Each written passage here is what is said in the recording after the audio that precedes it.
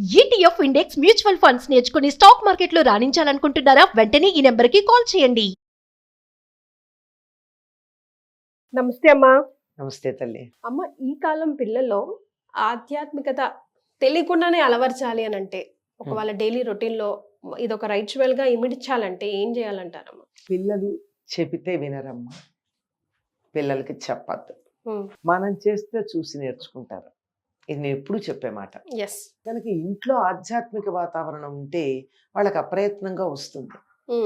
వాళ్ళు స్కూల్కి వెళ్ళే లోపల తల్లి కానీ తండ్రి కానీ దేవుడి దగ్గర దీపం పెట్టడము దండం పెట్టడము వాళ్ళు చూడకపోతే, నువ్వు దేవుడికి దండం పెట్టుకుంటే నేనే ఎందుకు పెట్టాలి అని అడుగుతాడు.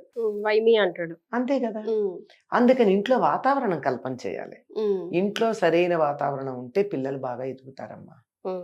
వాళ్ళల్లో అది కల్పన చేయాలంటే ఇద్దరిలో ఎవరో ఒకళ్ళు వాళ్ళు స్నానం చేసి వచ్చే లోపల వీళ్ళు ఇద్దరు చెయ్యలేరు. పొద్దున 6 7 స్కూళ్ళకి వెళ్ళాలంటే కష్టం.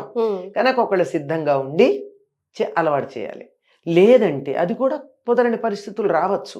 అటువంటప్పుడు కనీసం సెలవులప్పుడు మరొకప్పుడు వాళ్ళకి అలవాటు చేయాలి. మనం చేస్తూ ఉంటే చూసి నేర్చుకుంటారు వాళ్ళు.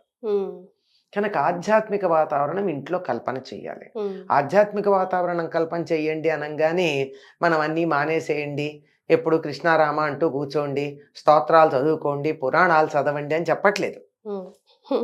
జీవితంలో ఒక భాగంగానే అదే జీవితం కాదు.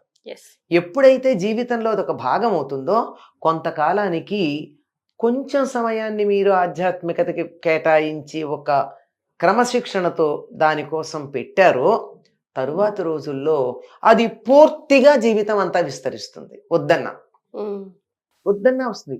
ఎందుకంటే చిన్నప్పటి నుంచి కాసేపు పూజ చేసుకోవడం అలవాటైన వాళ్ళు పెద్ద అయ్యాక ఏం చేస్తున్నారు? ఖాళీ దొరికినప్పుడల్లా ఏదో ఒక పురాణం చదవడము, స్తోత్రాలు చేసుకోవడమో చేసుకుంటున్నారు కదా. ఇది పిల్లలకు అలవాటు చేయాలంటే మన ఇంట్లో అటువంటి అలవాటు ఉండాలి. ఇంట్లో దేవుడి గది ఉండాలి. అందరికీ ఇంతో అంతో ఓ మాదిరి ఇళ్ళు ఉంటున్నాయి. ఆ గది లేనటువంటి పరిస్థితి ఉంటే దేవుడికి ఓ మందిరం, ఒక గోడ కన్నా ఓ మూలన్నా పెట్టి ఉండాలి. అక్కడ ఓ దీపం పెట్టడం ఉండాలి. స్కూల్ లేని రోజుల్లోనన్నా దీపం పెట్టి పూజ చేసేటటువంటి పిల్లలు చూసి తల్లిదండ్రులు వెనకాల కూర్చున్నట్టు చెయ్యాలి.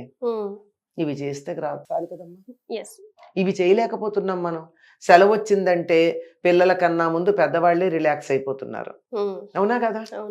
అంటే వారమంతా వీళ్ళు పనిచేసినట్టు, వీళ్ళంతా స్కూల్కి వెళ్ళినట్టు. ఇంకొకటి గమనించాల్సిన విషయం ఏంటంటే ఆదివారం అంటే అన్నం తింటలేదా అనుకోండి, కొంచెం లేట్ గా లేవచ్చు కదమ్మా. ఎందుకు లేటుగా తినాలి? ఆరోగ్యం చెడగొట్టుకోవాలా? మరి దేనికి లేటుగా తింటున్నాం? కొంచెం లేట్ గా లేవచ్చు కదా. హాలిడే. ఎందుకు లేటుగా లేవాలి? హాలిడే కదమ్మా. అందరూ బొలోమని బాక్సులు కట్టే పని లేదు, ఉరుకులాట లేదు, కొంచెం రిలాక్స్. బాక్సులు కట్టే పని లేదు, కలిసి కూర్చుని తినొచ్చు కదా. తింటాం లేట్ గా, కానీ ఆలస్యంగా.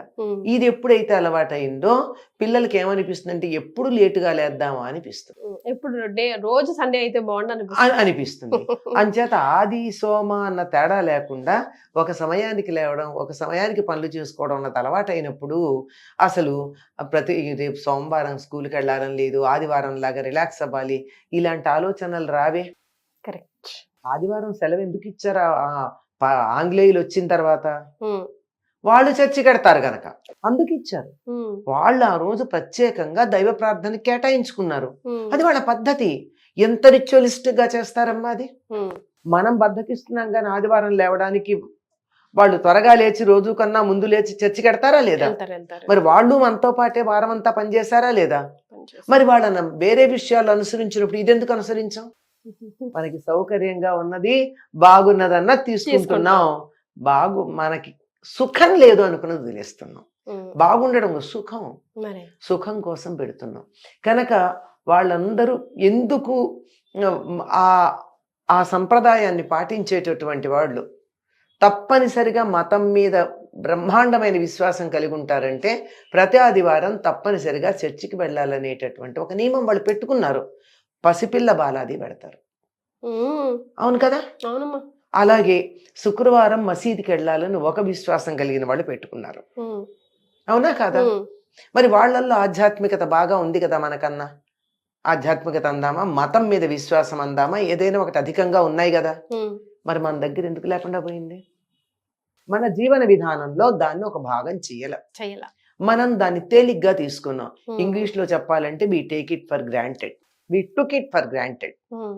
కనుక ఒకవేళ ఎవరికన్నా మా పిల్లలు ఆధ్యాత్మిక మార్గంలో కూడా ఉండాలి, కూడా అని చెప్తున్నా, చిన్నతనంలో ఉండాలి, దేవుడి మీద నమ్మకం ఉండాలి, సద్బుద్ధి కలిగి ఉండాలి, ఒక భయం సత్సంప్రదాయం పాటించాలి అని ఉన్నట్టయితే వాళ్ళకి ఆదర్శంగా పెద్దలు ఉండండి. వారానికి ఒక రోజు ప్రత్యేకంగా దైవానికి సంబంధించిందని కేటాయించండి. Don't preach when you don't follow. అసలు need not preach, if you follow they follow you. Automatic గా ఇప్పుడు శనివారం ఏదో పెట్టుకోండి, ఒక రోజు సాయంకాలం అందరం కూర్చుని కాసేపు, ఎంతో సేపు వద్దు, 10 నిమిషాలు అందరం కూర్చుని ప్రార్థన చేద్దాం. ఏమీ వద్దు, శ్రీరామ జయ రామ జయ జయ రామ అందాం, లేదా హనుమాన్ చాలీసా చదువుదాం, లేదా ఓం నమ శివాయ అందాం.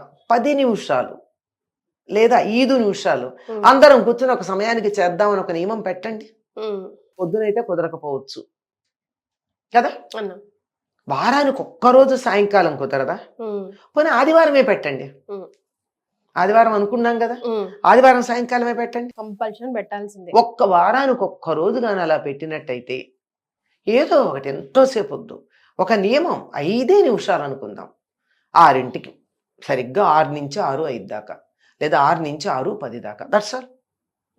ఇది ఫాలో అయ్యి కొద్ది రోజుల్లో పిల్లల్లో మార్పు రాకపోతే వచ్చి నన్ను అడగచ్చు, నేను గ్యారంటీ దానికి. డెఫినెట్ గా కామ్ డౌన్ అవుతారు, కొంచెం మైండ్ లో బాడీ లాంగ్వేజ్ లో కూడా నువ్వు అసలు ఏమీ చెయ్యొద్దయ్యా, వారమంతా వదిలేసి 5 నిమిషాలు కూర్చోదా. ఇదిగో పటికి బెల్లం పెడతాను, నీకు నచ్చిందంటే ఖర్జూర పండు పెడతాను, లేదా అరటి పండు పెడతాను, యాపిల్, నీకు నచ్చిన పండు ఏదో ఒకటే నైవేద్యం పెట్టి నీకు పెడతా, లేదా నీకు నచ్చిన టిఫిన్ ఏదైనా నైవేద్యం పెట్టి పెడతా, 5 నిమిషాలు వచ్చి కూర్చో. కానీ అది ఊరికే పెట్టాను, దేవుడికి నైవేద్యం పెట్టి పెడతా అని ఒక్క 5 నిమిషాలు లేదా 10 నిమిషాలు తర్వాత వాళ్ళే 5 నుంచి 10 దాకా పెడతారు. పెద్దవాళ్ళది తప్పు. నేను ఎప్పుడు చెప్పే మాట మళ్ళీ చెప్తాను, పిల్లలు బంగారం, మనం వాళ్ళని చెడగొట్టద్దు. ఎస్ మా, షూర్. ధన్యవాదాలు. నమస్తే.